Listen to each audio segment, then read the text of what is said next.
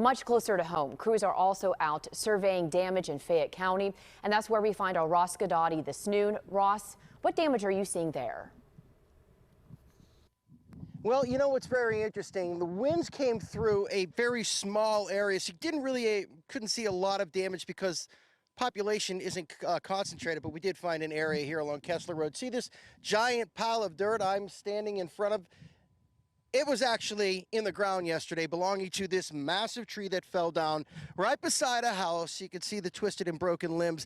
The individual who owns this house is very fortunate because the tree went that way. If it had just gone to the right a little bit more, it would have done significant damage. But check this out, this man's house, a few hours ago, right before we got here, there was a giant farm, for lack of a better word, dump truck or trailer that had come over the hill, slammed into the side of his house.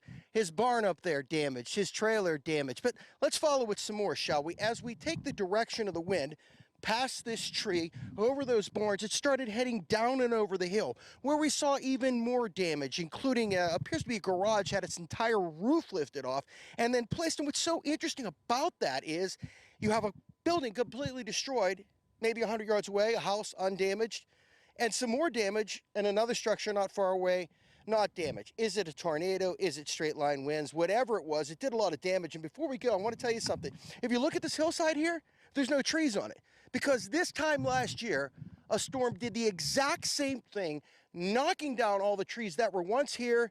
This year, some more have fallen down, but they didn't destroy the house. We'll have more for you on storm cleanup coming up later on our broadcast. Reporting live in Fayette County, Ross Guidotti, KDKA News.